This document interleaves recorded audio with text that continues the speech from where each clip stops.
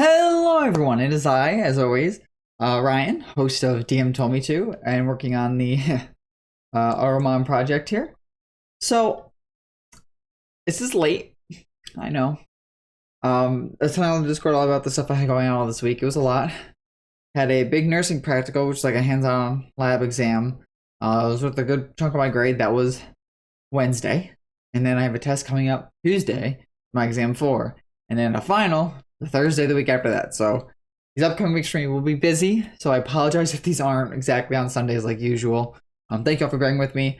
And if you were on the Reddit, you got to see some leaks on what was coming, which is pretty cool. And then I shared that in the Discord. So if you remember the Discord, obviously you get to see some stuff. And if you're on the Reddit, you get to see more images that I get of things sooner. We'll get to that in a second. So this episode 5, I believe, of this. Boy, we've made some good progress in this book, right? So just to scroll through quick, our title page as always, table of contents, usually here. Oh, what is this? Section 5, Auromon Almanac. And then Auromon Almanac chapter CR0. So I might go through and I might make each of these little bullets on the table of contents that you see have their page numbers respectively, so people know what pages to jump to see them. Because while creating an Auromancer, page 2 is nice, page 7 is acquiring Auromon. So in between page 2 and 7 is all these different categories. So I might just give each category there a page number as well. If you're listening, just leave in the comments below if you think that's easier to see. Or do you think just leaving them as their page numbers and then the big bullets, everything below them is better? Because you'll see with the Almanac coming up, there's going to be a lot of pages in between each chapter. And this is where the majority of the book's going to come from, right? Is putting in the creatures of this world. So we'll get to that in a second. Introductory notes still the same, all good. Everything else here is good. I moved around some images and pictures and things. Always looks pretty good. Fusions is also there. Battles, nothing's changed. Okay, spells. I'm quickly run through. In my free time in between adding the creatures, because I was really excited. I wanted to give you guys some Auromon to look at, because I was like, let's get to this. You know, we talked about the heroes, we talked about making the characters. Let's see some of these creatures that are in this world and what they can do. So, in my free time, I quickly added a list, the 4th level spells for every character. So, we're going to quickly look at those. Oh, that's right. My spell list that I used is gone. So that's not fun. So I can go back to that there. I was using this website to have this very nice spell list, but apparently it just isn't wanting to work anymore. Or it's just, oh no. I got there. My link I used before just never seemed to work, I guess. Okay, so I was doing a bunch of spells for a while, and then it just stopped wanting to work. So, yeah, no, okay, the page is here now, which is great. I can continue to work on spells, because I stopped working on spells after 4, because I did 4 one day, and I went to come back the next day, and then my link just didn't, it just didn't work. I don't know why it didn't want to work, but, alright. Anywho, yeah, we want the source. I'm just filtering through things quickly just with the source so I can tell you guys all about this stuff. Alrighty. We're on this 4 here. Quickly running through some spells that people got here. For the power spells. We got Aura of Purity. Obviously, that's a like an aura radiating spell until the spell ends. It's an aura around you for 30 feet until the spell ends. The aura moves with you, centered on you. Each non-hostile creature in the aura cannot become diseased, has resistance to poison, and has advantage on saving throws against effects that cause any of the following conditions. Sorry, so these are anything that's in that aura gets a protection from something that could be along the lines of Celestial, but the reason why I put it there is because has advantage on saving throws against effects that cause any of the following conditions to you, right? So while Celestial is like an AoE protection for people, maybe it's an AoE giving everybody protection of something, but ultimately the Aura of Purity protects the singular creature inside that aura from things. That's more of a power spell, right? Power is a lot of things that protect a singular thing. While it's an aura that gives protection to everybody around you, that protection only is in the form of protecting just you singularly. That makes sense, right? So if I'm inside the aura of Dijas, right? That aura is protecting me from things. That aura is singularly me. It's not protecting him from things inside the aura with me being there. That makes sense. I gave them Blight because Blight can just be a really powerful damaging spell. I mean, target takes 8d8 necrotic damage on a singular target. And if it's a plant, if you target a non-magical plant that isn't a creature, a tree, a shrub, it doesn't make a saving throw. It simply withers and dies. So you just straight up kill plants. Spells no effect on undead or constructs.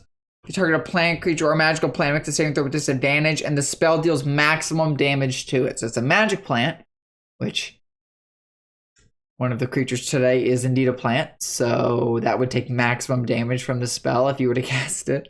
8d8, so 64 damage. Pretty nice. I gave them Dimension Door as like a way of, and I'll show you quickly why I gave them Dimension Door here. Dimension Door is simply just you teleport yourself from your current location to any other spot within range. You arrive at exactly the spot desired. It can place you can see once you visualize, or you can describe by standing 200 feet straight downwards or upwards. This allows you to be able to get the jump on people to get advantage, right? Because if you see a group of people coming and you want to teleport yourself to an area to be able to get the drop on them, that's what this, I look at it being allowing you to do, right? Bring along objects, one willing creature, etc. So, fabricate quick. I'm not going to go through like every spell, but it was just something that seemed kind of interesting. Yeah, you convert raw material into products of the same material. For example, you can fabricate a wooden bridge from a clump of trees, a rope from a patch of hem, and cloth from a flax or wool, right? So it lets you be able to like create things from materials that are around within context. So by doing that, it lets you be able to be the hero, lead the front lines, right? Your group's running here. A chasm is open and stuff, and a bunch of trees have fallen, like a bunch of twigs are in the water. You can touch it quickly because you're in the lead and can make a bridge to let the party run across while you're still leading, so. That was just the idea there. It says you can fabricate a large or smaller object contained within a 10-foot cube or 8 connected 5-feet cubes. So yeah, so you have to think 8 connected 5-feet cube bridge. You do that.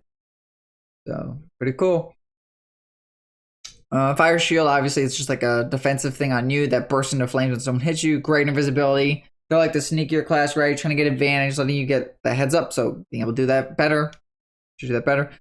Auromon Secret Chest is just one of the things I kind of threw in here. Just like, you know, if you're the leader guy or if you're trying to sneak and steal around stuff, you can just make a chest, hide stuff in this chest in the ethereal plane and be able to pull it out later. It's secret. Phantasmal Killer, because the damage. I was debating on giving this one to Mystic, but you tap into the nightmare of a creature you can see within range and create an illusionary manifestation of its deepest fears. Right, so on a failed save, the target becomes frightened for the duration. At the end of each of the target's turns before the spell ends, the target must succeed on a wisdom saving throw or take 4d10 psychic damage.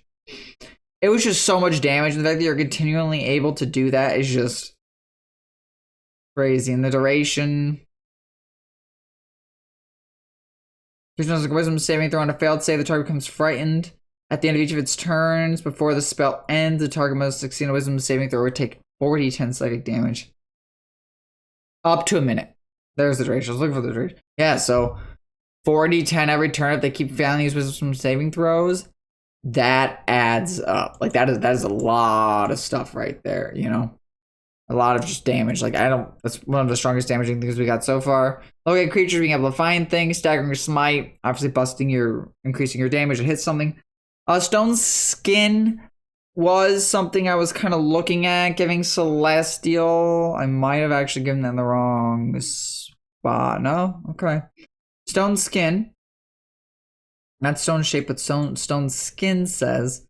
The spell turns the flesh of a willing creature you touch as hard as stone until the spell ends. The target, oh, that's what it was, has resistant to non-magic bludgeoning, piercing, or slashing damage. Right, basically you're the tank.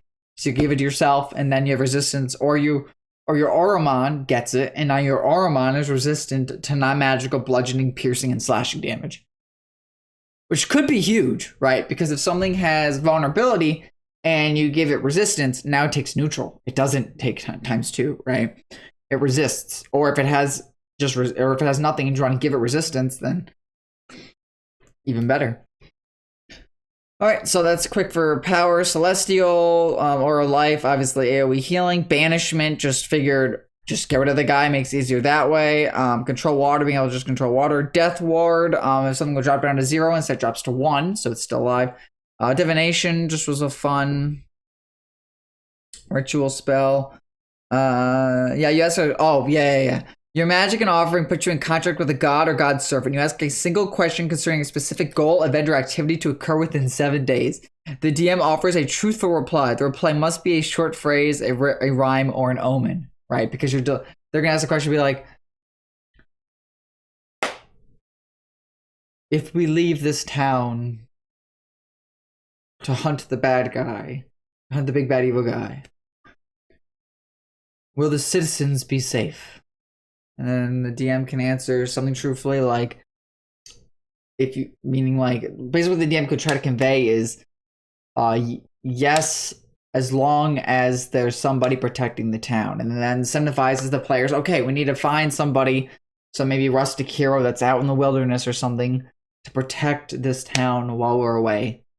Because we know the big bad wants something in this town, but we have to hunt the big bad, so we're torn, right? Do we stay in town? But if we hire somebody to protect the town while we're away, then maybe the little minions that try to come to steal whatever's here will be protected. I think that's a really cool spell. I like the playability in that, right?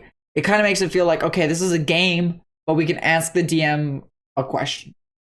The next 7 days, right? Will the big bad send minions here to attack? And then they could be like, the DM could drop something along the lines of, right, some rhyme or rhythm or chim or hymn, right? Where it's like, if gone by day 4, the people in this town will not live anymore, or something like that, right? So then you're like, all right, we should stay here 4 days. Something's happening in 4 days to the people of this town, right? So that's where, yeah. Thought that on the fly. It was really bad, but that's okay. Because we'll get there. Obviously, freedom of movement lets you move fast. Guardians of Faith summons guardians that heal people. Mordecai's private sanctum, again, another hideaway area to protect people. Polymorph, yeah, because ultimately you gain the spell transfer of the creature you can see within range into a new form. An unwilling creature transfer lasts the duration or until the target drops to 0 hit points or dies. A new form can be any beast whose target assumes the hit points of its new form. When reversed to its normal form, the creature returns the normal number of hit points it had before it transformed. So, you literally gain additional hit points by turning into something. And then when that something runs out of hit points, you become yourself again at the hit points you had before the transformation. That buffer of hit points is healing, right? I mean, it's not healing, but it's extra maximum hit points you just extended. Granted, you maybe became a T-Rex or became a boar, right? But in that form, you have additional hit points, right? So if you're with an NPC and you want to make sure the NPC stays safe with extra hit points, perhaps you turn them into something. Maybe it's a little creature like a monkey to travel with you so that important NPC doesn't draw attention. And then if that monkey gets hit a bunch and turns back into their normal form, you don't have to risk them taking the first initial hit. Ideas, stories, fun things there. Alrighty, and then Mystic. A lot of these long lines of Mystic, right? Arcane Eye, you float a mystical eye around. Compulsion, you force some creature to agree to do what you say. Confusion, right along the lines of Chaos, causing confusion. Evard's Black Tentacles, AoE damage around you. Grasping Vines, to hold something in place. Hallucinatory Terrain, causing things to knock out, become charmed, etc. Ice Storm, again, AoE damage. Odaluk's Resistance Sphere, making somebody protecting the sphere that is pretty good. By no means a magic getting in or out until the spell ends. Stone Shape, changing shape in the Wall of Fire, making AoE fire in an area just cause complete chaos. That was little Sparks notes, guys. Sorry about that, just because I really want to get to these creatures, because these creatures are going to take up, I think, the majority. I only have 3 to show, and then art for some of the ones that are upcoming. I'll let you see. So, Auromon Almanac. This is the Auromon Almanac filled with all of the cards of Auromon that inhabit this world, along with their evolutions. Any Auromon who has 2 evolutions will have its original form, stat block in this book. Otherwise, the original forms of the Auromon will be in the monster manual. So if things evolve twice, I plan to get custom art for the first form, the second form, and the third form, because this is going to be a special evolution specifically for Auromon, right? If it only evolves once, then that basically says, all right, check the normal stats of the monster in the monster manual when you plan to use it, because otherwise all of these pages would be in here. And this book would be immensely, immensely thick. This is 351 pages, and I have some back pages of the index missing. So, obviously, I'm not going to put every creature's stat block in here. If I do, and it has the meaning, like, it has 2 evolutions, right? So the first form is going to be a little different about it. That makes it special for this world. Otherwise, assume it's in this book. Auromon and the Almanac will be organized based on their chapter of the book. Chapter of the book. Well, that grammar's not right, Ryan. Let me fix that quick. Any Auromon who has 2 evolutions will have its original form stat block in this book. Otherwise, the original forms of the Auromon will be in the monster manual. Auromon and the Almanac will be organized based on the chapter of the book of their original stat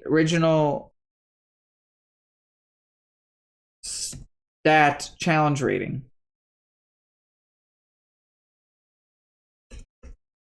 Boy, that's bad. Wow. Yeah, I typed this when I was really tired. Could you tell?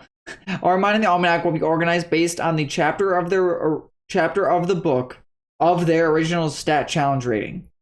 For example, if an Auromon originally started as CR0 and fused it to its first evolution, even though the evolution is higher than CR0, it will be in the Auromon Almanac CR Chapter 0 due to its original form being 0, right? Because ultimately when you open a pack of cards, they're probably all going to be the base evolutions anyway, because you have to fuse them.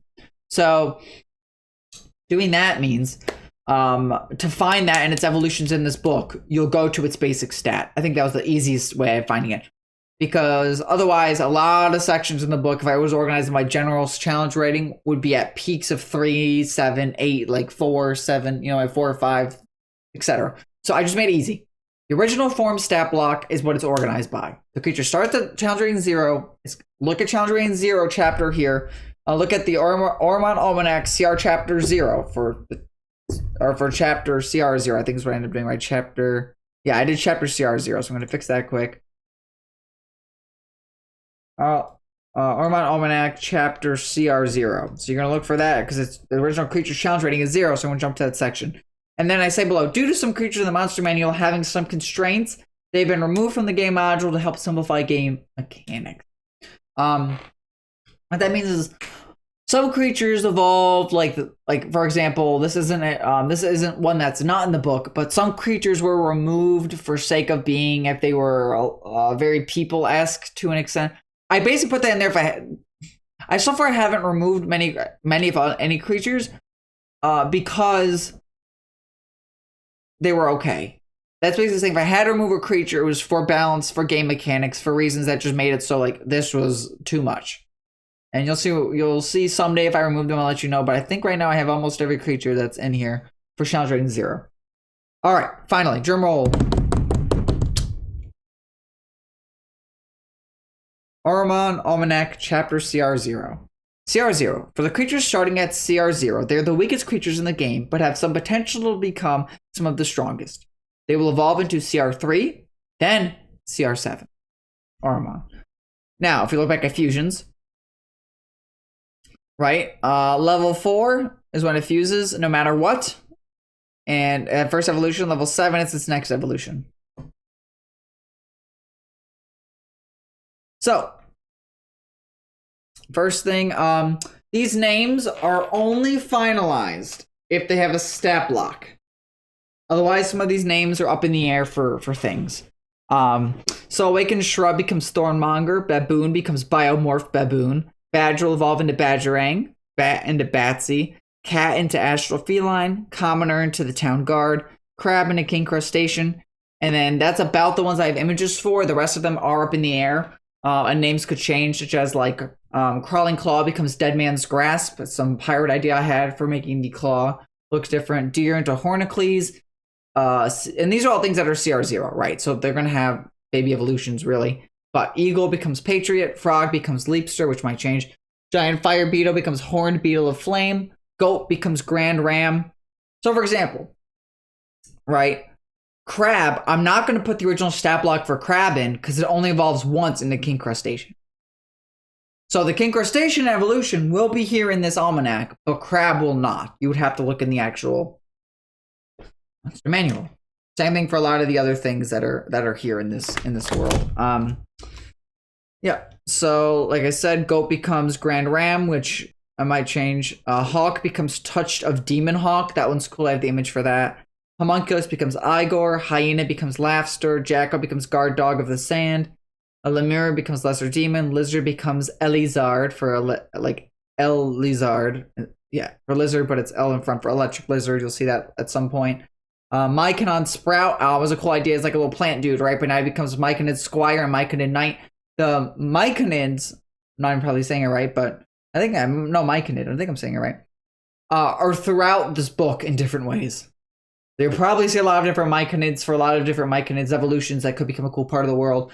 Octopus becomes Baby Kraken, and then Calexo, Kraken Supreme. Basically, if something has two evolutions, I try to give it some sort of special name to it. That's why Owl might become a different thing. So, right, so for example, Myconid Sprout becomes Myconid Squire, and then Myconid Knight. The reason why Myconid Knight might not have a name is because there's other Myconids later on that will probably get special names. Otherwise, you could have a bunch of Myconid Knights. It's to give them some uniqueness to some, right? So Octopus becomes Baby Kraken, and then Calexo Kraken Supreme is just a fun name I thought of for that one. It's like a super big Kraken. Now, Kraken is a card in D&D, right? So that I tried to not. If it appears later on in the module, right? Like a creature challenge rating of a Kraken. Will then have maybe one evolution. Unless it's a Mystic, then it'll just be its own variant. And yeah. So, Mystics are just those cards themselves because they're so powerful that they are what they are. And then you summon them to cast a quick action from them, and then they disappear like a spell. Owl becomes Bookkeeper, and then Knowledge Keeper. Quipper, which is like a fish, becomes a Barracuda. Rat becomes Dynamouse, and then Ratchessa, Queen of TNT. Sounds like a fun idea using rats with and mice with dynamite. Raven becomes Skullcrow. I have that image. Scorpion becomes Warrior of Karoo. I have that. Seahorse becomes Aquaestrian, a little play on equestrian. I tried to make some, like, there's some things in Pokemon, like, have some references to real life, right? Hitmonlee, right? Based on Bruce Lee, etc. So, try to do some fun things with names if I could to make them interesting. Shrieker becomes Leaf Howler. Spider becomes Bladed Spider, and then Prickled Spider.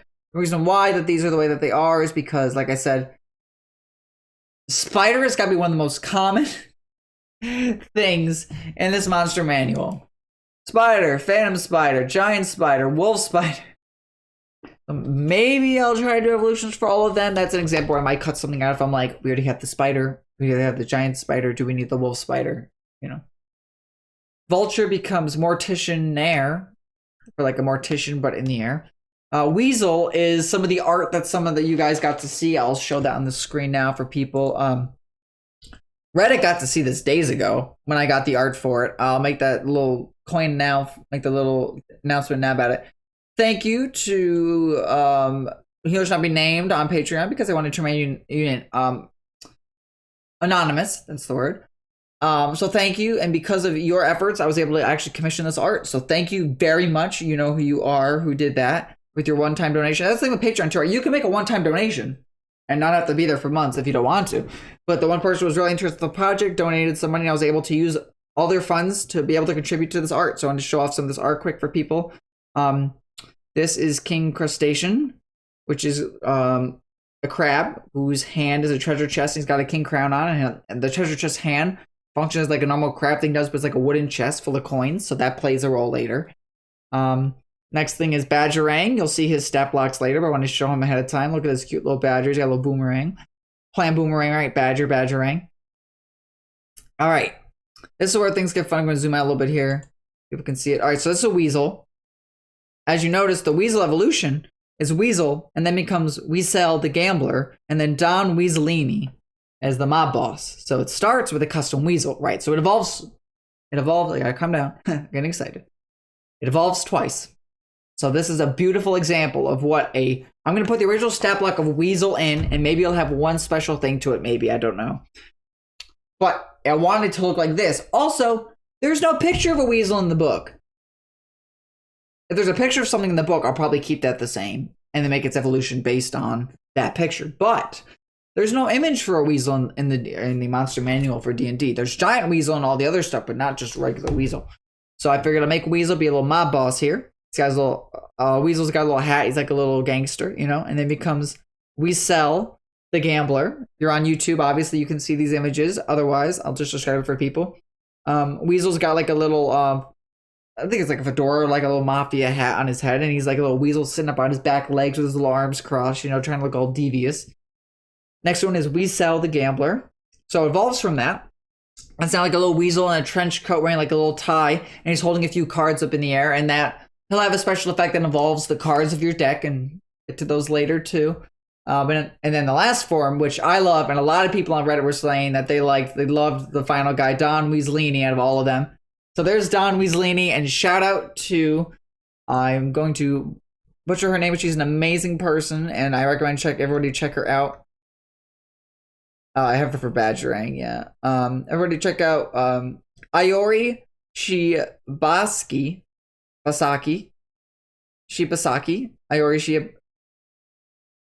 Iori Shibasaki. On Instagram, it's just Iori Shibasaki.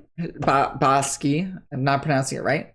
Unfortunately, I'm sorry, Iori, but I've been emailing Iori back and forth. She's an amazing person to work with. If you need an artist for pictures or for things for creative, I recommend her. She knows a lot of people, but she's got a lot of cool drawings for the creatures of this, and she'll be hopefully my primary artist that I'll use for this because her rates are actually really good. And thanks to donations from you guys, I've been able to commission her to do some art. So obviously you're seeing just some sketch previews. She is going to put them in color, which is going to be awesome to see. So to describe Don Weaslini for people that can't see that are just listening in, which is awesome if you're listening in. And if you're on YouTube, quickly just go on to whatever listening platform you're on and get the download link because it helps promote the show, right? The more downloads that show gets, even if you just download it and don't even watch it, you just watch it on the YouTube so you can see the pictures. It helps with the algorithm. It helps spread the word of this because we're growing and it's amazing. But yeah, so if you're not part of the Reddit yet, people on Reddit got to see these drawings 4 days ago. Right? It took me until I was actually able to make this video, and hopefully it goes up the day that I'm recording this. So hopefully the 4 days ago will be true. April 30th there. But actually, let me do this. There, make it full screen for people so that they can see it better.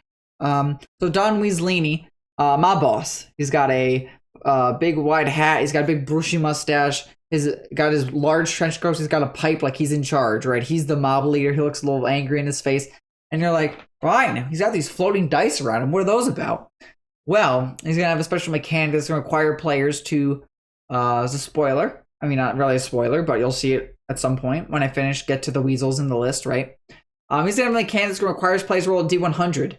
And depending on what they roll, they'll roll different dice amounts for different effects and different chaos that's going to be caused from his effect. So remember, if they're a CR0, they'll become a CR7 at second evolution.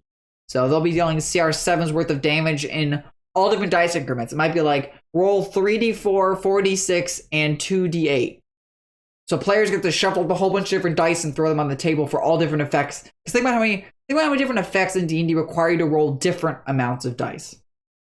Right? There's not many. So that's where I was like going to use him for different effects and things. So I think that'll be real fun for players to do. I've played D&D, like I said, for well over I am, about almost 10 years now. So, and I've been a DM for a lot, actually for almost all of it. Maybe about 9 out of that 10 years.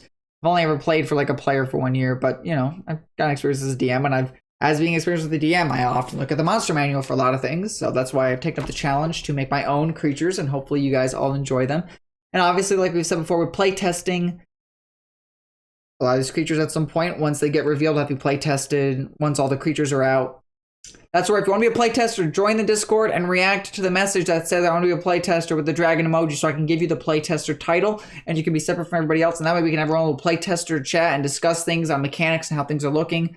Because this is going to need a lot of playtesters. So if this idea sounds cool to you, you like the idea of creatures fighting each other with cards, summoning creatures like Pokemon / Yu-Gi-Oh! And then fighting each other, or with the world of D&D, with the creatures in here, and they're now homebrew evolutions, right? So, anyway, back to the book there. I can finally go into some creatures. I have 3 for you guys to show you. Thornmongers updated with everything, Biomorphed Baboon, and Badgerang with everything updated. So hopefully that'll be the rest of this episode. I'll try to make these episodes try to be around an hour and some change, because I know when they're 3 hours, which is nice, you can listen to them throughout the week, because these are primarily able to be watched on YouTube. I don't want people to have to spend too much time doing it, right?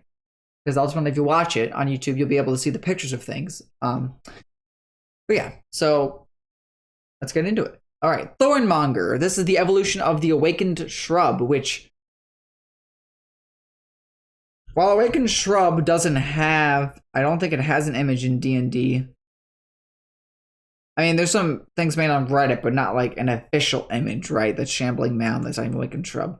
There's not really like an official Awakened Shrub D&D, to my extent that I know of. That's an official thing. There's a lot of homebrew pictures of it, and I'm trying, like I said, I'm trying not to use anybody's art that's not officially in Dungeons and Dragons already that I'm able to use. Of course, without permission, right? If an artist reached out to me and they said, "Hey, here's all my collection of creatures. Feel free to use them," I'd be like, "You're a godsend. Thank you." Because then that's art I don't have to commission, but I like commissioning from Iori because she's very fun to work with, and as you've seen, has done great drawing so far for the thing. So hopefully when they're in color, oh, they're going to be so good, hopefully. But yeah, obviously they're not super cheap because I want to pay her a rate that's reasonable. So if you'd like to support the project, like I said, anything for the Patreon will go fully into art because there's a lot of creatures here, guys. So, but anyway, so thank you out there who wanted to be anonymous and gave the donation for the project. Like I said, all that funds went towards making the art. So please remember that this art from these 5 pictures here were from your contribution or your contribution went into part of paying for the sketches. So thank you. Anywho, let's get into it. Like I said, so Thornmonger is the awakened version of Awakened Shrub. A Thornmonger is a medium plant.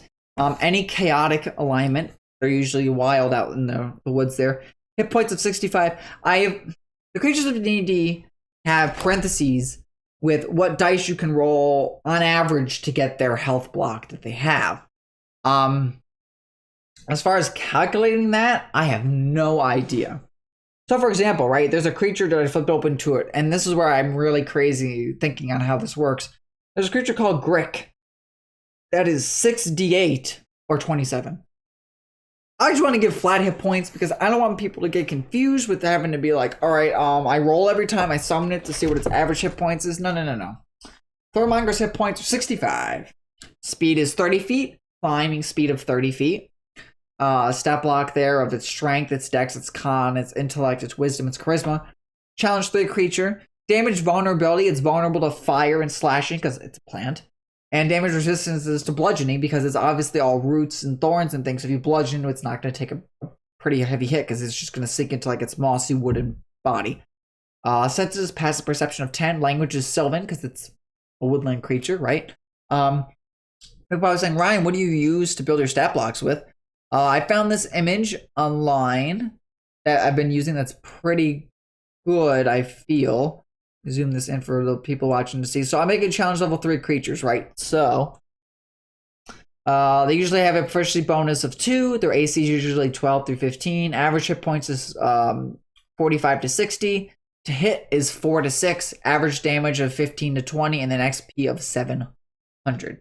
I try to use those for some constraints on these creatures. Obviously, some are going to be a little stronger than others, just for flexibility and balance.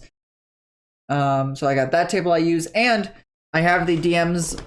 If you guys at home, because eventually, like, there's a Patreon tier where you get to make your own creatures, right? So if you want to make your own creatures to have them be in this book, that's a tier where you join that every month. Once the next month cycle hits, we'll reach out and I'll be like, hey, what creature idea do you want to have to add to the book? Or once all the creatures are released, or as creatures get released, you can build your own pack based on the creatures that can be included in this book. Just some tiers in the Patreon if you haven't checked them out. There's some pretty cool stuff there. Anyway, and the Dungeon Master's guide here, page 474, also has a monster statistics by challenge rating table there. I don't know if you're able to see that. But it's quite different from the monster creation table I found. For example, some of the differences. A CR3 creature, one of the biggest differences is their hit points being 101 to 115 hit points at CR3. As I looked in this book at a lot of CR3 creatures, a lot of them had less than 101 hit points to 115. Like, for example, I'll just flip to see if I find one. Hotor has 75 hit points, right?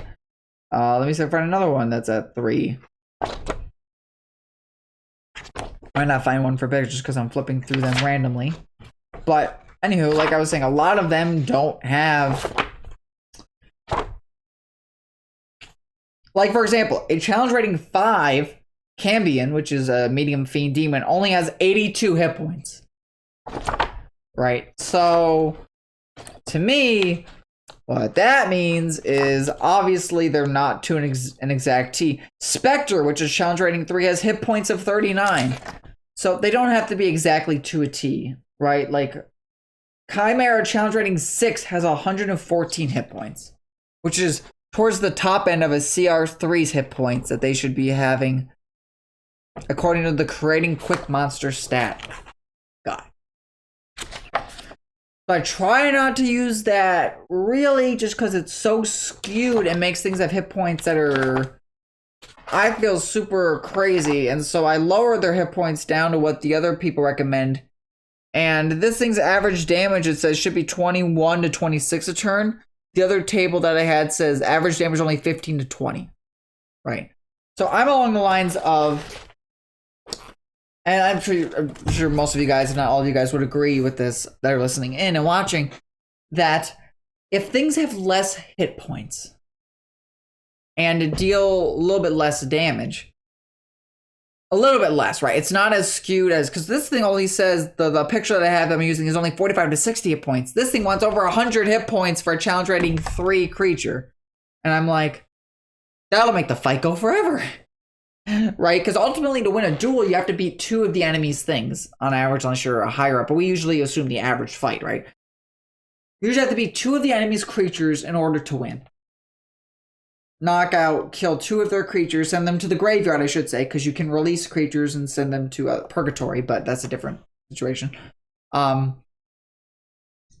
So if things have less hit points, the fights will go semi-quicker, right? Because let's say you have to fight 2 or 3 in a play session. I want you to be able to make progress in the story, right?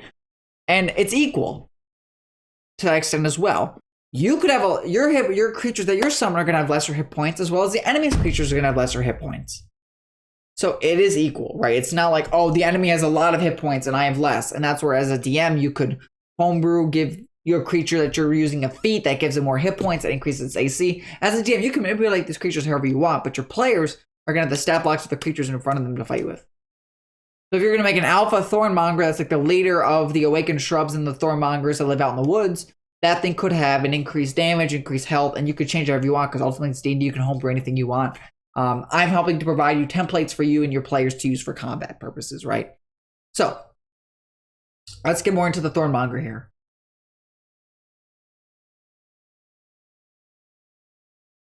Anything that's an evolution, first evolution, will have a key card ability, its own unique appearance, its own unique, well, obviously its own unique appearance because it evolves, but its own, because I read the word appearance on the screen, one of its special abilities that it'll have. So I look at it this way. As things stat blocks get larger and larger, there will be a point where I will not be able to copy over every single ability in the stat block just to save time. Most things only have 2 to 4 abilities in their stat block, which is relatively reasonable, but then you get things that are legendary bosses and things that have huge stat blocks. So I might just say, has all the abilities of its original evolution, and then give a list of the ability that it gains. It will usually, so first evolution, it will gain 1 ability for it as a creature, and then 1 key card ability if it's in your key card slot. And those are where it gets fun, because those break the normal mechanics of D&D. Sorry, I keep saying habit. I think more than I speak faster, I think, than I can think. So anyway, there it is. Let's get into Thornmonger's abilities. Its key card ability. If Thornmonger, so the ability is his key card ability, and the ability is Thorn Bestowed. If your key card for 24 hours gives the Oromancer the Thorned Skin ability for the next 24 hours. So if you keep a key card, if you keep a creature or an Auromon, right, as your key card for 24 hours, usually, not all of them say 24, but usually 24, you will get a special ability that's bestowed upon you from that thing being your key card. Another extra perk of having a key card, right? Of having a key card creature that you want, remain your creature there for 24 hours. It lets you be able to bond, get to know the creature, so the creature bestows upon you a blessing of some sort, a perk, or you'll see it give some benefit to you for having it out for that long. So Thornmonger keeps the same abilities from Awakened Shrub, which Awakened Shrub's ability was just false appearance. So obviously Thornmonger kept false appearance. While Thornmonger remains motionless, it is indistinguishable from vines with thorns that are just hanging in the trees. So as long as it's not moving, your players make a perception. They try to see if they don't roll very high, the thing will just look like thorns and vines that are just hanging from the trees. Then it gets the ability Thorn Skinned. When a Thornmonger gets hit with a melee weapon attack, the attacker will take 1d8 piercing damage every time they successfully hit a creature with the Thorned Skin ability. So, put 2 and 2 together. Thornmonger has this ability. If Thornmongers your key card for 24 hours, it gives the Oromancer the Thorn Skin ability for the next 24 hours. So you, as the caster, can start to now grow these astral thorns. I usually refer to them as astral because these are like creatures from the aura, right? The magic in the area. So you as a human, or you as whatever race you're playing as, will start to grow these thorns on your body that now gives you thorn skin. So if you're out exploring or whatever, your Auromon's off doing whatever, and you get ambushed and you get attacked by a wild creature that just like runs up and just punches you or kicks you, or maybe thugs come after you and you have a cloak on. As the thugs punch into you, you then whip your coat off, and bam, they're punching into your thorn skin, taking 1d every time that they take damage on you. Because you're an Oromancer. I think that's a really cool ability. A lot of the creatures will have their own keycard ability. Like I said, if they're in your keycard slot for longer than 24 hours, actions of this Thornmonger, this viney, thorny creature that's this evolution of the shrub. Multi-attack. The Thornmonger makes 2 rake attacks, or one spike vine attack. I gotta go through fix that quick. I said 1 twice. I try to keep the same abilities as actions as their previous evolution, and then give them a special action if applicable. That's not totally in the list of things that I plan, but like I said, so I'm putting a lot of heart and soul into these creatures, guys. I'm taking the original forms of these creatures and evolving them, giving them a new move, new abilities, etc. So I'm really trying to make these cool, and hopefully you guys enjoy them.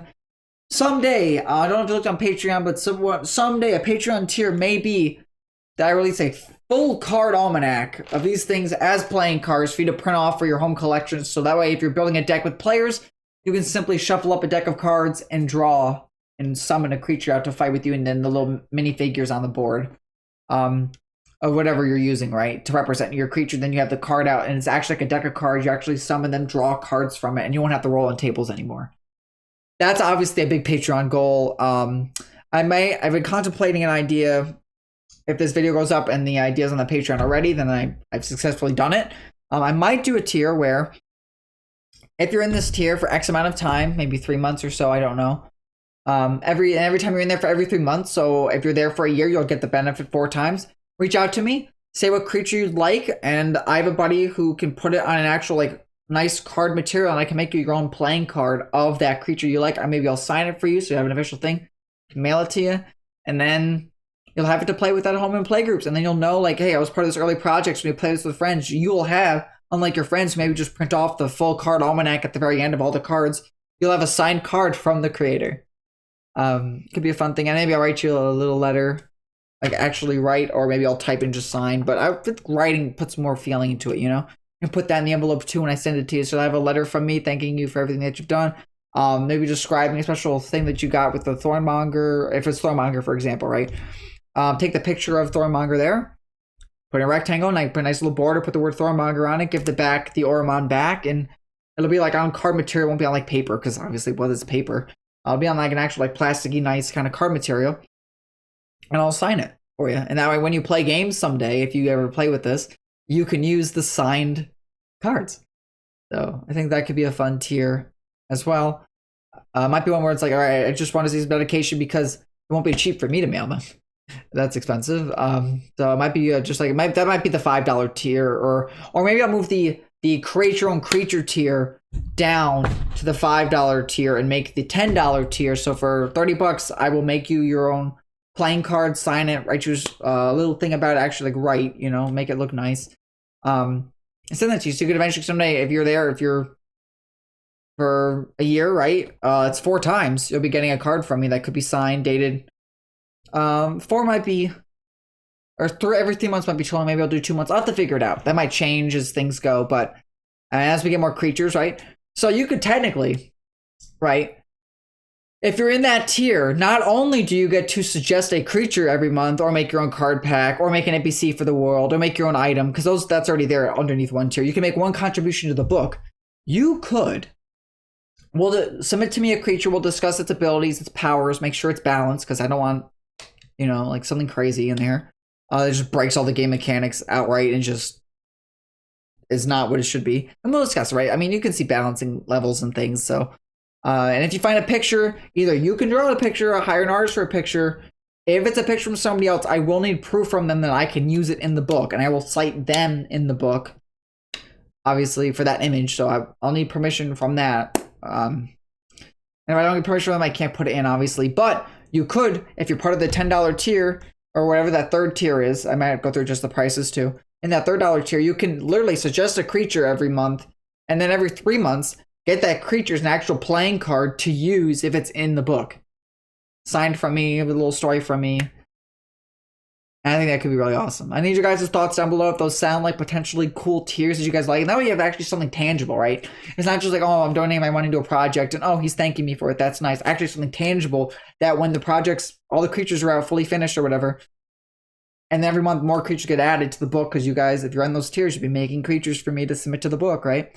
You then will get actually physically the cards from me that you could then sign, assigned cards to add to your play group. So could be really fun.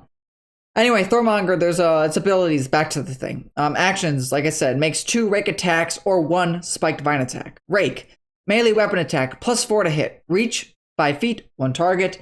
Hit for 6, or you roll the 1d8 +2 piercing. The +2 piercing comes from a strength of +2. Okay. Or spiked vine. What is spiked vine, Ryan? Well, spiked vine, ranged weapon attack, +4 to hit, 60 or 120 feet. 1 target. Hit, piercing damage, and the target must make a DC 13 con saving throw, taking 4d8 poison damage on a failed save, or half as much damage on a successful one. So you hit them with literally a poisonous vine. You rake it out, your guys is going to whip across the battlefield, send this like spiked vine towards an enemy, and bam, hit it for 4d8 poison damage. They make a con save. So I think it was a cool mechanic. And then about the Thornmonger, I made some flavor text. I like to make flavor text for the creatures a little bit too. Make it feel like they're more in the world. You know what I mean? Because I can make a picture. I can make a creature. Great. But having flavor text incorporated into the world, I think makes it so much more better. All right. So Thornmonger. Thornmonger are the evolution of awakened shrub and are ready to help defend their home through their thorn skin. At some point, I'm going to have somebody, or heck, if you are good with English and things and would like to just print this off, make changes, edits, let me know. Or we DM and you just let me know, hey, fix this here, fix this here, fix this here, because I'd like the English and this to be good. Well, I speak English. I am very bad at English. I was not very good at English in school, so that is showing here, unfortunately. But hopefully it's somewhat understandable. Let's see. I wanted to fix help defend their home through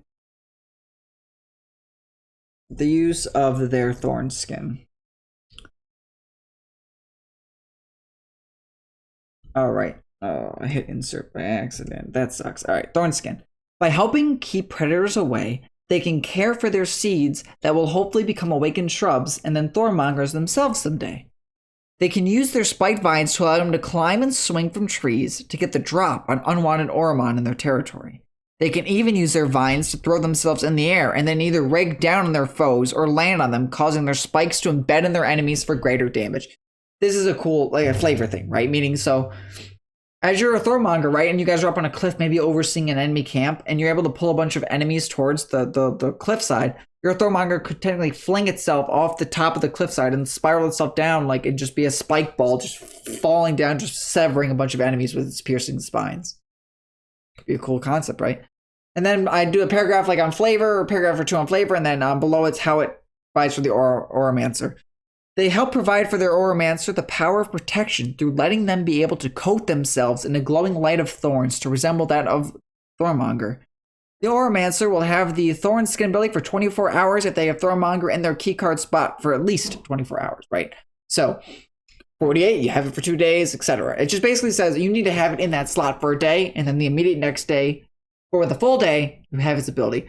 So you could, after 24 hours, switch out Thornmonger for something else, but you can still have the glowing Thornmonger ability. By doing this, you then don't ever overlap abilities usually, and you just have it be that ability for that day. And like, let's say that. So you have Thornmonger for 24 hours as your keycard slot. You're like, all right, I want to change this, but I like having the protection. So I'm going to change Thornmonger to something else.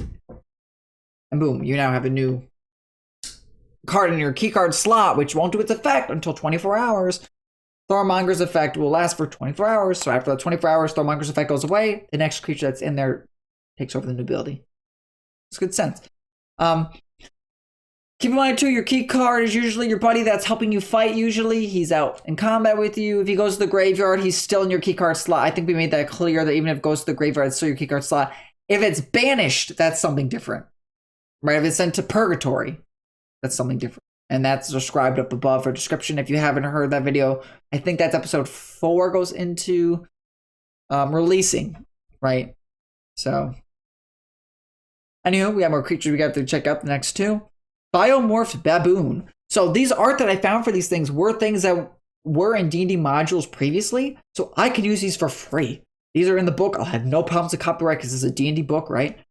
And I'm just incorporating my own art. This is not art made from somebody else. These are things that were made in other D&D modules, previous things that I'm renaming, rearching, that haven't made appearances in 5e yet.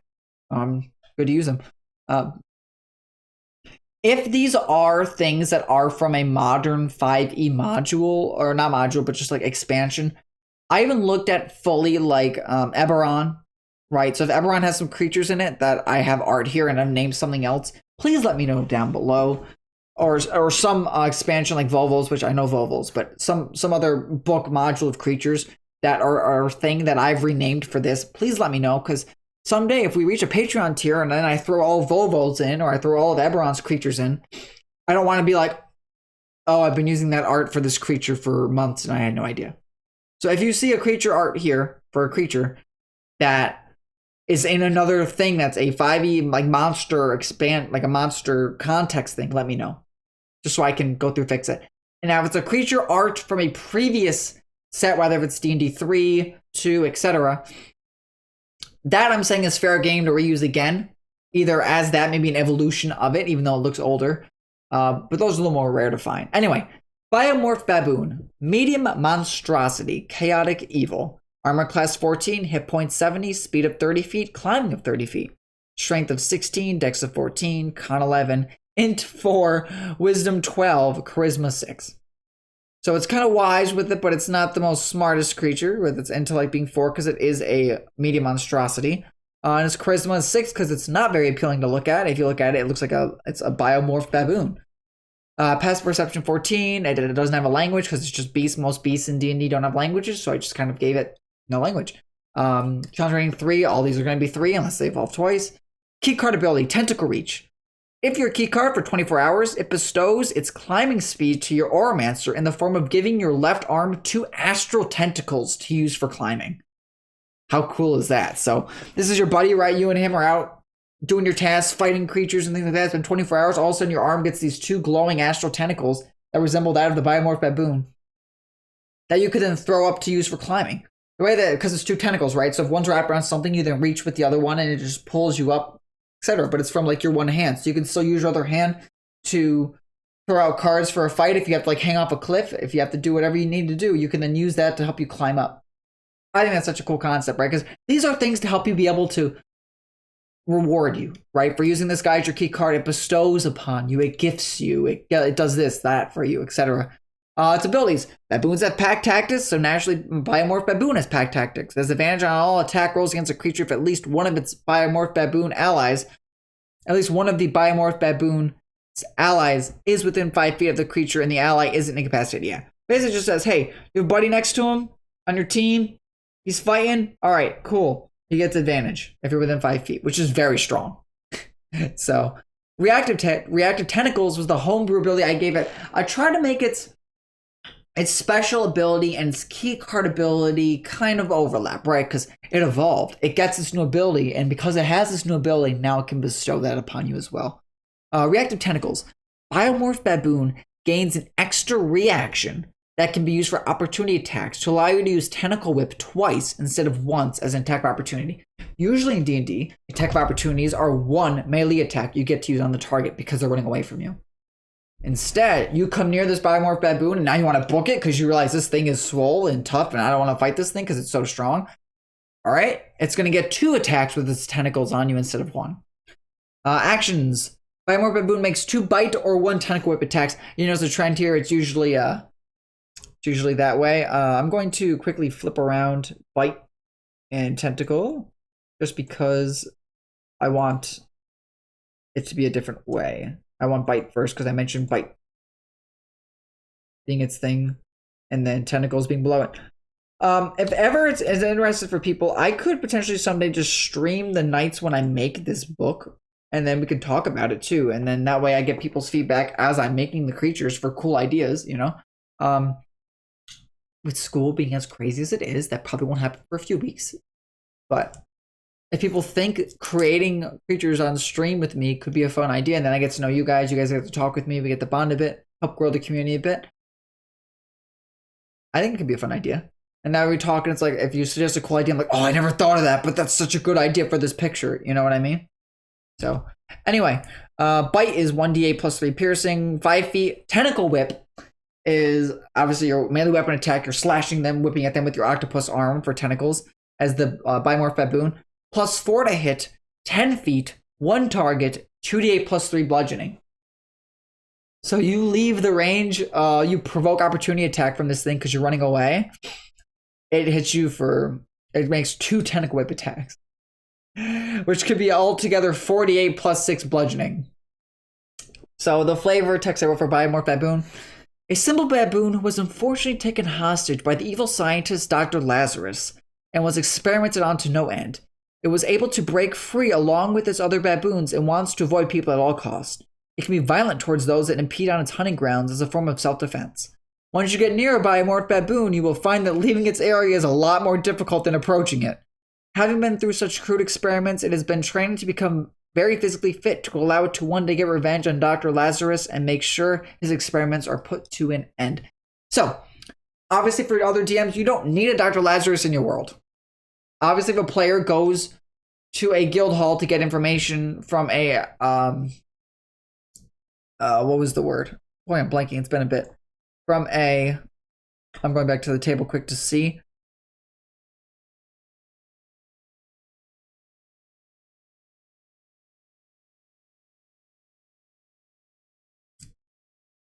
Where is it? Sorry, I'm just looking quick and I can't seem to find what I want to find.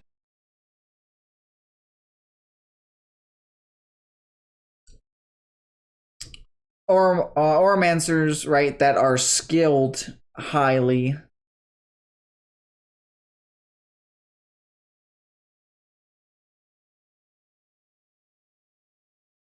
Oh, these are all the class paths. I want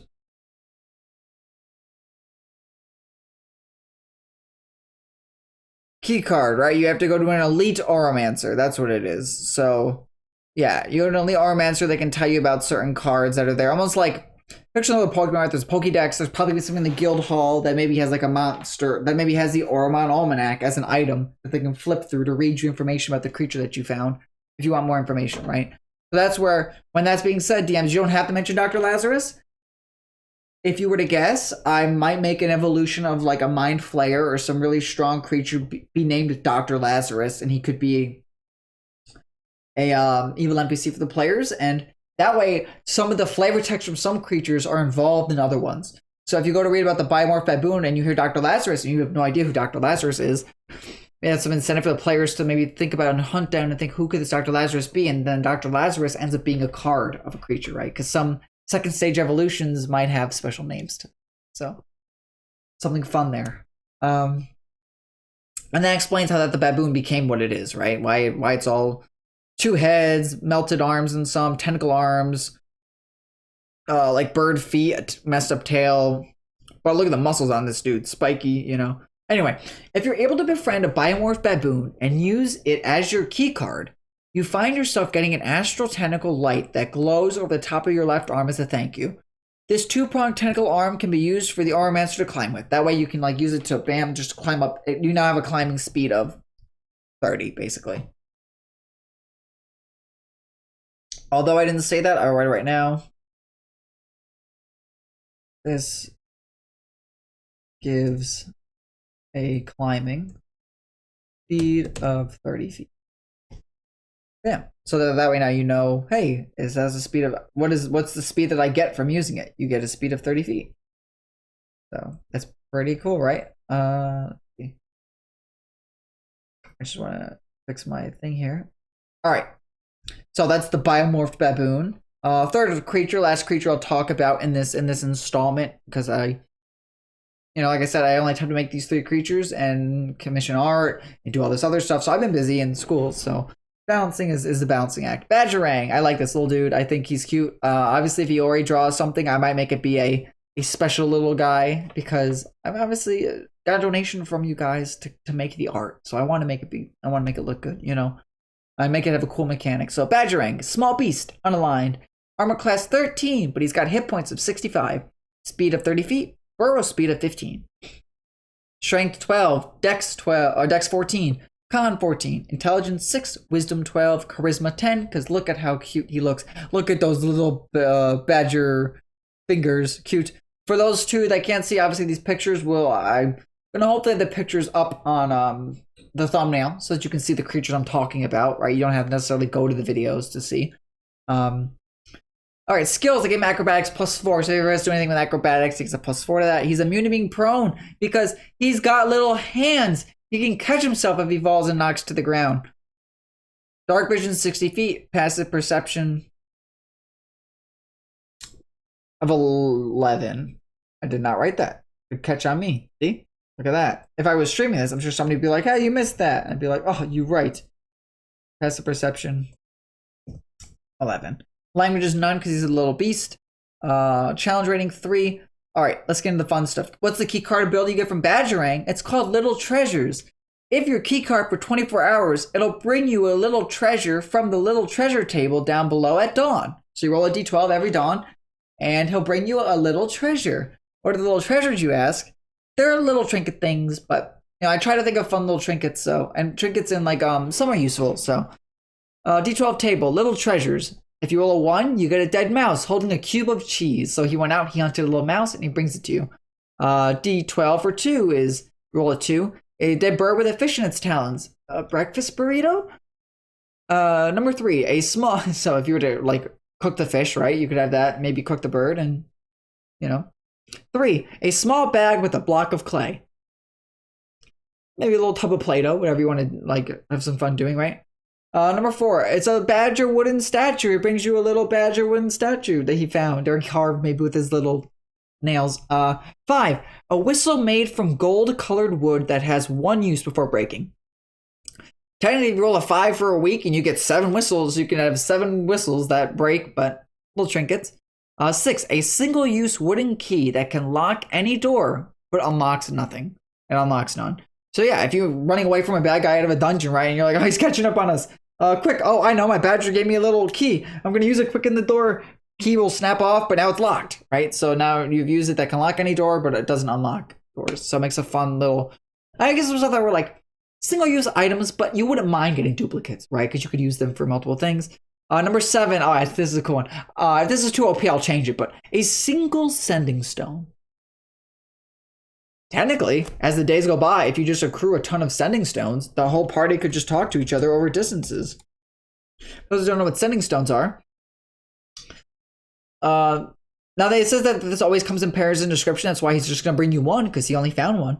They were smooth and delicately carved to match each other so that the pair is recognizable. If one stone from the pair were destroyed, the other would lose his magic. Ignore that, because it's just, you find one stone and then all the stones can talk to each other. Basically what it is they're magic items that allow remote communication over any distance, even across distant planes. So as you accrue more sending stones, they can all talk with each other, and yeah. Number 8, a scroll containing the spell Speak with Animals. So you get a one-time use to be able to speak with the badger or speak with whoever that you want. You can just accrue them. Number 9, this is fun. One bean from the item Bag of Beans. So, go to that quick. I thought of all this, by the way, too. Like, I went online, I was like, oh, what are some like little mundane magic items that have cool things? Basically, what a Bag of Beans is... If you remove a bean from the bag, you plant it in dirt or sand, and then water it. The bean produces an effect 1 minute later from the ground where it was planted. The GM can choose any effect from the following table, determine it randomly, or create an effect. So GMs, you have some freedom there, or just roll a D100. There's a lot of effects here. I won't go into all of them. Some of them are good, such as a fruit tree grows with a bunch of fruit, which randomly determine magic potions. While one acts as an ingested potion of the GM's choice, the tree vanishes after 1 hour. Picked fruit remains, retaining a magic for 30 days. You get magic fruit. You could get eggs, and a creature that eats an egg must make a DC 20 con saving throw on an unsuccessful save. A creature permanently increases its lowest ability score by 1, randomly choosing among equally low scores. On a failed save, the creature takes 10d6 force damage from an internal magical explosion. So if you have a really good con score and you think you can beat 20 and you eat it, you can just increase your lower scores or take 10d6 force. It's very jokey, right? And that's what the badger's supposed to be like. Oh, I have some jokes, I have some utility, I give fun stuff. After the one bean from the item Bag of Beans, as if you roll a 9. If you roll a 10 on the table, he finds berries that were casted from the good berry spell. So naturally, DM, you'll roll behind the screen how many berries, and he'll bring you berries that can heal you, or the party for hit points that you can then hold on to use later. 11, a potion of healing. Maybe that's OP, but it's 1 of 12, right? And it's every day at dawn, so you're not going to always get that. So when you do, you're like, all right, he brought me a little potion of healing. How cool is that? Maybe it's like a little vial with health potion in it, however you want to describe him. And then the 12 is 3 gold pieces. Figured making them all be pretty good. I might make the 3 5. We'll see. I made it 3 for balancing, because otherwise if he brings you 5 and you roll that like 4 times, that's a free pack. Of course, that's 4 days, so I think 3 gold pieces is fine, right? It's a little bit of money that you get from him at a chance, right? So you manage to get the top tier, you get 12 from the D12. He brings you 3 gold pieces. Nice. Okay, and then there's a little picture of him. Like I said, when Yuri's done, it'll be in color. It'll look great. There'll be no background, which is fine. I mean, I can find a little background online, I'm sure. Badgerang. Badgerang is a badger who found a boomerang out in the woods up in a tree one day when he was exploring. He accidentally cut his paw on a thorn out in the woods trying to reach it, and some of his blood dripped on his new boomerang. The boomerang started to glow, which scared him, so he threw it away. But it kept coming back to him, so he started to play with it, not being scared anymore. He was able to practice throwing it and noticed how it always returned to him, no matter where he went. Parentheses, even underground. Exclamation point. Badgerang loves to explore and even was able to find a scarf to keep his little treasures he finds on his morning walks. As an Oromancer's keycard for 24 hours, Badgerang is able to share with the Oromancer a little treasure he finds out when exploring. No one knows where Badgerang finds these treasures, but he always seems to find something to present proudly to his Oromancer every morning. So you can bet DMs he will present a nice little dead bird with fish in its talons, but he'll look proud, like he's like, I got you this gift, my friend. Like he's like, oh, you're my buddy. Here, I found you this present. And then the players, it's a great role-playing experience, right? And the players are like, oh, thanks, Badgerang. This is great. And it's like a dead mouse holding a cube of cheese. Or sometimes he'll bring back a health potion. Who knows, right? Adds a little RNG to the keycard ability, which I thought was a fun little mechanic. Oh, I forgot to mention, I skipped all the rest of Badgerang's rest of his stuff. He has other abilities like keen smell. He has advantage on wisdom perception checks that rely on smell because that's what the badger had. And then his ability is magic boomerang.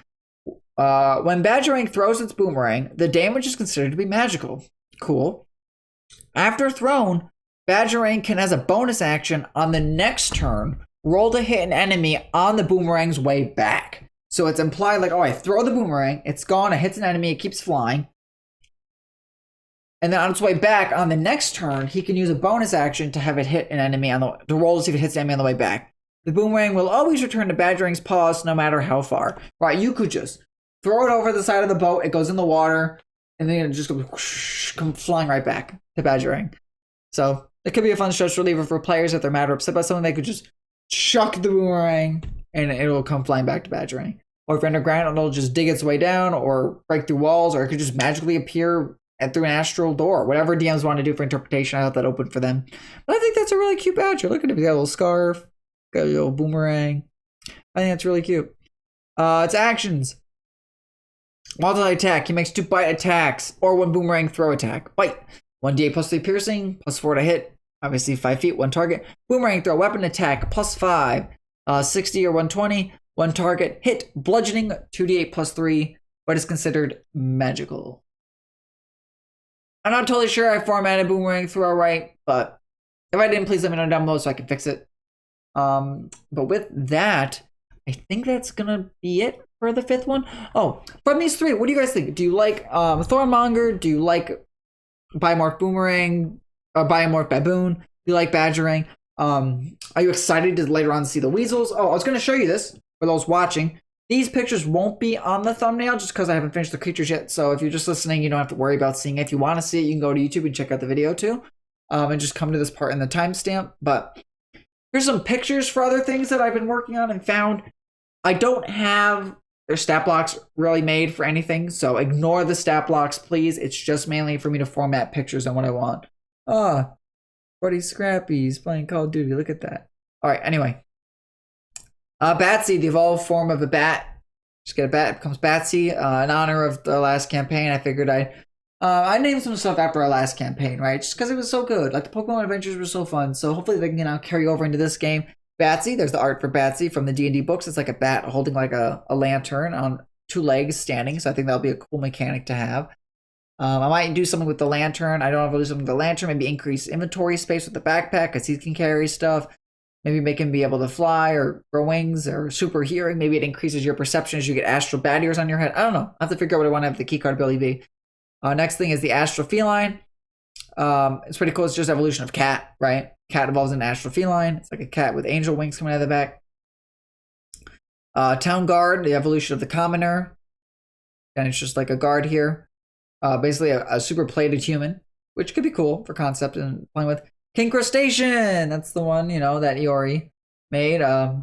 He's going to probably have an effect, a keycard effect, where every day he'll give you, if he's out for 24 hours, every day he'll give you like 4 gold pieces. Or maybe it'll be 3. Maybe he'll be a guaranteed 3, right? Because if Badgerang's a chance, he's a guaranteed 3 every day. So you keep him out for a week, that's 21 gold pieces. That's enough to buy a 20 gold piece pack, But of course, he has to be out. Like, you have to fight with him. He'll always be your leader out, so... Like I said, ignore the stat blocks or whatever because they're all just copy and pasted from before. And it just helps me formats pictures and get stuff in so I can then just bang out each creature as I have time. And then, yeah, that's it for creature pictures. There's, I don't have anything planned for 1.8 yet, but I just put the next chapter in for 1.8 for formatting purposes. There's the CRs there, so I copy paste. There's been no other frequently asked questions. Some people asked some stuff, but I didn't feel that they were good enough to be put in the frequently asked questions section. If you think of any questions so far, anything you've watched, creatures, mechanics, whatever you have, let me know. It's like put in the FAQ so that people know. Change log. I gotta change this date because obviously this is the 27th when I started working on stuff. I thought I'd get the video up. I'm gonna change this to now being the 30th, so hopefully I can get it up today. Yep. I did not finish assigning spells. I did spells. I did 4th level spells. I need to finish doing spells at some point. I just was like, I want to get the creatures out. I want to show the people some of these Auromon, Auromon Almanac title things there. Auromon Almanac chapter CR0s there. Below that. Opinion now from people as well that are listening. Should I simply just do each one broken down? So do like Thornmonger. Or do you think simply just writing Auromon Almanac, Chapter CR0, 1/8? As you see, this is going to be a long process. Finding art, making evolutions, which I'm fine with. I love creativity. I have such a creative outlet. If I wasn't in school, you can bet I'd be working almost every day, just sitting down, grinding out creatures after creatures after creatures, because I love doing this. This is so fun, and I think I have some great creative ideas for things that are coming. So let me know what you think. Do you like these creatures, like I said? Do you have a favorite from the 3? Are you excited for Don Weasley like other people were? Leave a comment down below, because comments also help with the algorithm. It also helps us be discovered by people, so with that being said, hopefully you guys enjoyed this a little bit. If you remember any of the questions I asked, be sure to just comment them down below. It really helps. I enjoy reading you guys' comments on here on the Reddit. If you're not part of the Reddit, you want to get on there to see some of the creature art that I have planned already ahead of time, I'll probably drop them there.